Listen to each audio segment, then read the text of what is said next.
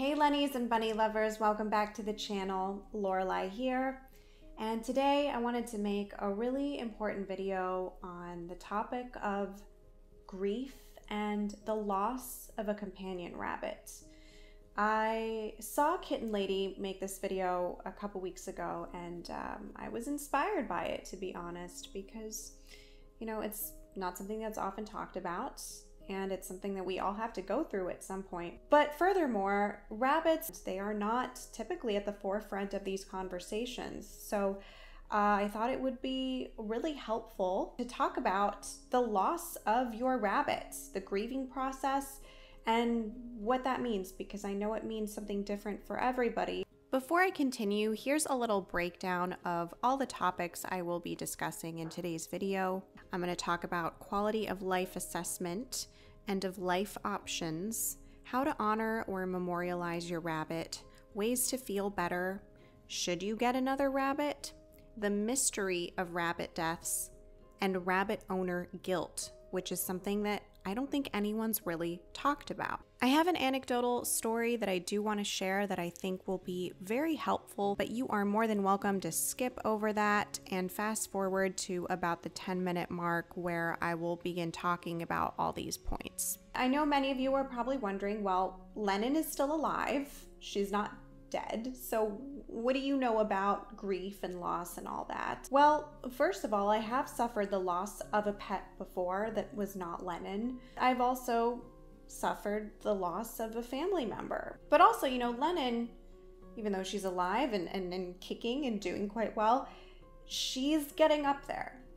And she's gonna be 9 this year. And it doesn't mean that I don't think about this every day. Because I do. I'm like seeing the aging process every single day, and it freaks me out, to be honest. It's like some days she wakes up and she looks a little rough, looks a little scraggly and scruffy. I'm like, Lennon, why do you look like you had way too much to drink last night or whatever? And she's got all this gray fur now and cataract thing. She's blind in one eye. And there are so many of you who also have senior rabbits. Senior rabbits are just not talked about enough. And I'm so glad that Lennon can be a spokesperson for the older crowd now, because she's lived her whole life on camera. So you guys have seen her, grow up, basically. Someone like me especially, I've got to be prepared, and I've got to have plans and all that stuff, because Lennon is the face of this channel. She is my career. She is my everything. My life revolves around her. And so I think that my situation is particularly unique in that I will be an absolute wreck. That I can guarantee you. I know that the way that I handle loss and grief and my attachments and stuff, especially with my attachment styles, forget it. So I know that a lot of you can relate to that. But the other thing that kind of inspired me to make this video is I have a good friend recently who had to put her dog to sleep, and she asked me to go with her to put her dog to sleep, and it really I don't want to use the word traumatized, that might be a little strong, but it really impacted me. So in short, she had a dog that suddenly was diagnosed with cancer, and he was 12, so he was old. She asked me if I wanted to say goodbye to him. So I went over and I was gonna pay my respects and say goodbye, and oh my gosh, I mean, this dog did not look well. I think when we hear people talk about euthanasia and their pet is suffering, it's hard to envision, but then you see it in real time and you go, I get it. I get it now. And this dog was in so much pain, and she had been giving him steroids to sort of prolong his life a little bit. And honestly, this dog, it's like the lights were on, but nobody's home. That's just the best way to describe it. It's like the dog was there, but not really there. And, he's pacing around and unable to sleep and can't like find a comfortable position to lay in, panting, all the things. I had to sort of objectively tell her from like a third party perspective, like, your dog is really suffering, because it's not that she was in denial. It was more like, I don't think she could confront it at that time. And so I drove her and her family to the vet, and it's like late at night at this point. And I saw everything unfold. It was like in slow motion in a way. There was a little part of me that like didn't want to be there and wanted to just walk out. But there was the other part of me that was like, no, I kind of like, I think you need to see this so that you know what to expect, because this could happen to you. And my God, it was just heartbreaking. You know, it's like I saw this dog collapse right before my eyes. And, you know, I was just weeping so much. Everybody was weeping. All I could think about was Lennon. And I know how painful that must have been for her. When it comes to the end of your rabbit's life, what it really boils down to is assessing the quality of the life that they're currently living. If your rabbit is just, they're not doing binkies, they're not happy, they don't have an appetite, they're in pain, they can't move, they're really struggling to get through the day, that's really your answer. If your rabbit can still get by, but you know, maybe they just need some pain meds, or they just need a little bit of extra care, it might not be their time yet. It's something that you've got to talk about with your vet, and then you've got to talk about it with your rabbit. And it's not like they're gonna like talk to you in the English language and tell you, but they will indicate to you in some fashion through their behavior whether they are ready or not, and you will feel it in your gut. So yeah, there's a lot of different options for the euthanasia. I really encourage you to do your research, find either a company or a vet that you feel comfortable with. Make sure that they've explained everything to you thoroughly, that they have compassion. Me personally, if I am presented with the opportunity to do it at home, I would do it at home, just because I would want Lennon to be comfortable, and I know that she would be scared and stressed in an environment like the hospital. But I do understand that sometimes we don't always have control over that. Sometimes it's like an emergency situation, and you've got to like get your butt to the vet. But in the case where you can plan it to be at home, then that's probably going to make your rabbit feel better. But I want to share most importantly what her vet wrote to her. It was so beautifully written. And I think this is going to be really helpful for those of you who are stuck in making a decision about what to do. He writes, "My only advice for you, based on personal experience, is to focus on the touching of his fur, cuddling him, being next to him, giving him canned whipped cream, and seeing his eyes light up. Overdose yourself on him. Don't worry about grieving until he's gone, and nothing externally will really help for the first week after he's gone. You'll dream of him and think he's near you.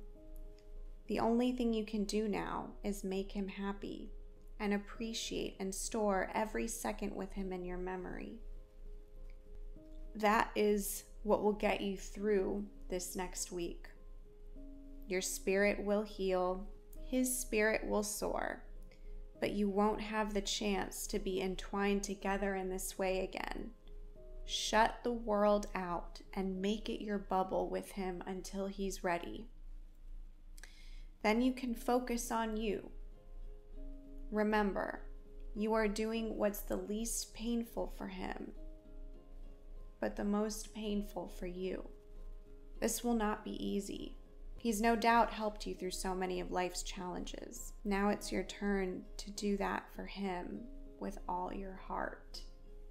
So if you're struggling with that decision, I hope that this email helps you a little bit. That's why I wanted to share it, because this vet really put things so beautifully. You know, the loss of anything is extremely difficult. The truth is that you never really get over it.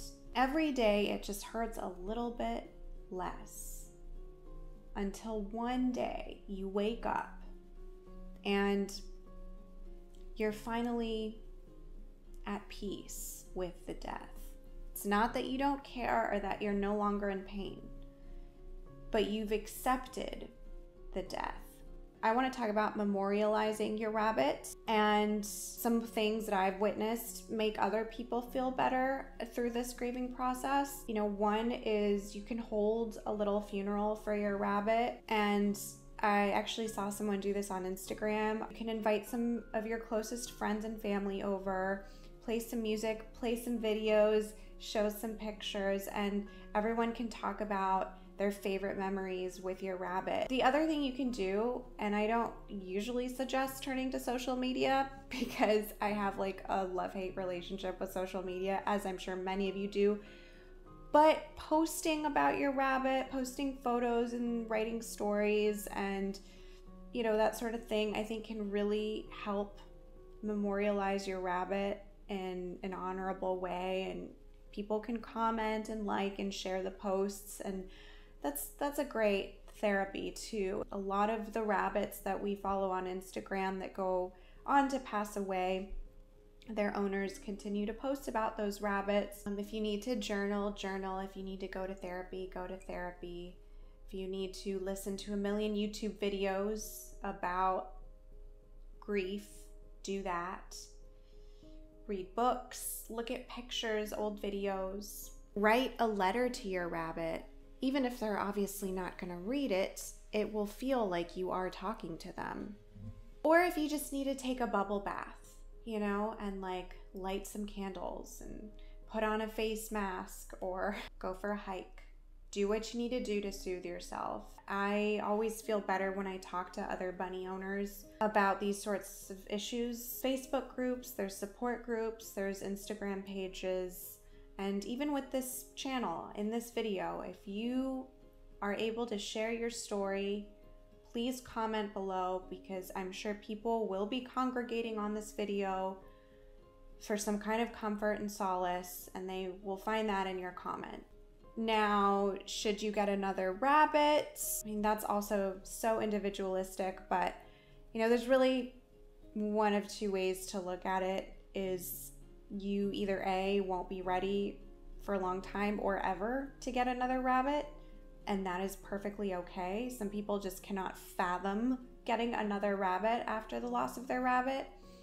Or two, what I found has been very useful for a lot of people and our friends personally, is they do go on to get another rabbit or two or three, and they go and they adopt and they rescue. You're saving a life, right? But also you're kind of carrying on the spirit of your former rabbit through this new rabbit, and you're doing it in honor of your previous rabbit. It just helps to have the company of another rabbit, and this rabbit is able to reopen your heart and show you how to love again, instead of going on to be closed off and, you know, afraid of getting attached to another pet again, which is totally valid. But again, there's beauty in being able to reopen your heart. Am I gonna get one? I don't know. My little slogan has always been, once you go bunny, there's no other honey. So I just feel like if I ever did get another pet, it'd probably be another bunny. But yeah, I mean, don't look at it as like,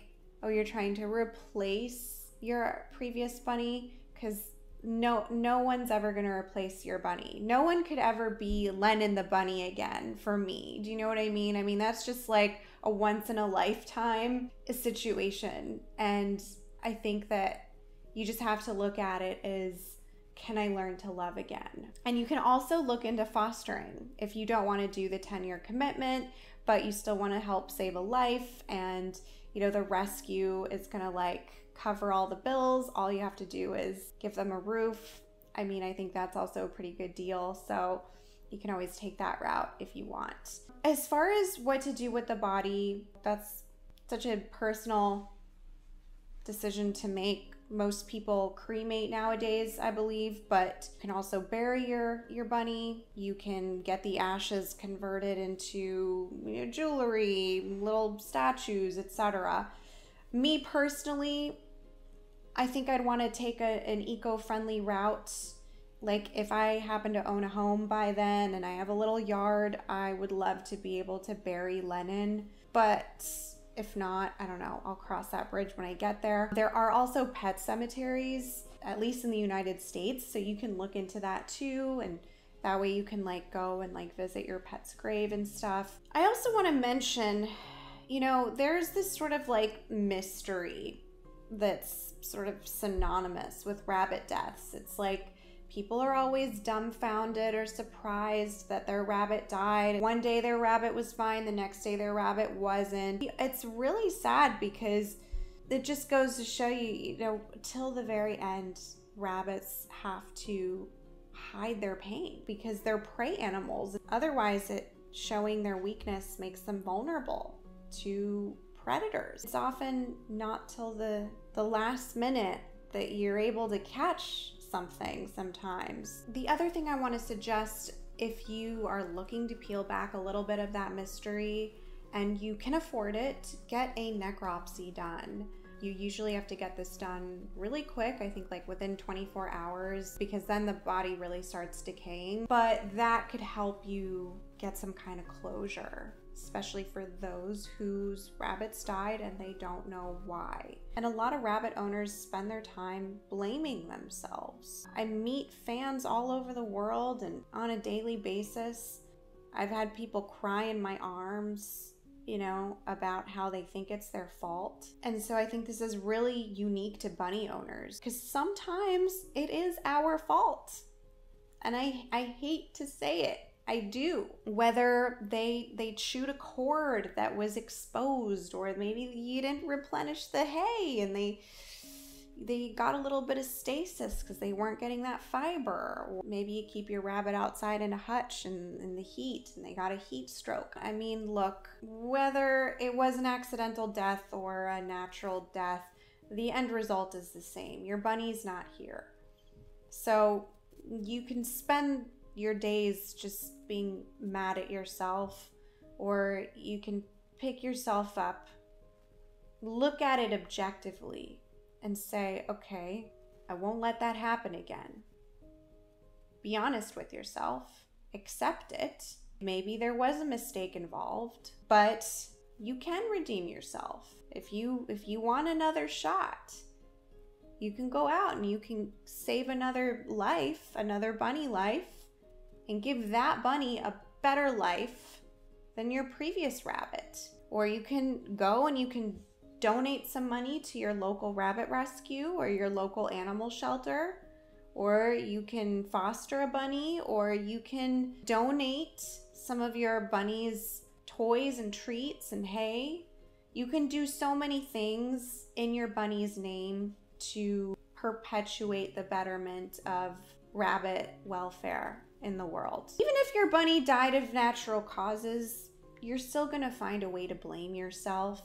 You're gonna think, oh man, if only I had done this or that or whatever. You know, it's like what this vet said. There's really nothing externally that's gonna make you feel better. It's all gonna be internal work that you have to do. Ultimately, it's important to have compassion for yourself during this time and for your rabbit. The thing with losing a pet, guys, or a rabbit specifically, it's change. We don't like change as humans. Our brain is not wired to like change or accept it sometimes. It's like we have this routine with our rabbit. You wake up, you feed them their breakfast, you change their litter box, and then all of a sudden that abruptly just stops. And you're like, I forgot how to live my life without my rabbit. The fact that you even found our channel and this video says to me that you were at least actively trying to be a better rabbit owner in some shape or form. And I think that you should take pride in that, because there are some people who never do any research at all. Our rabbits, they really teach us so much. They're with us through some of life's greatest challenges, and they love us unconditionally. They're always there for us. And so losing a bunny is so hard. Just know that your feelings are valid. It's gonna feel like it's not okay, but you will be okay. I hope this video was helpful. even just a little for some of you. We wish you all the best. Much love. Mwah.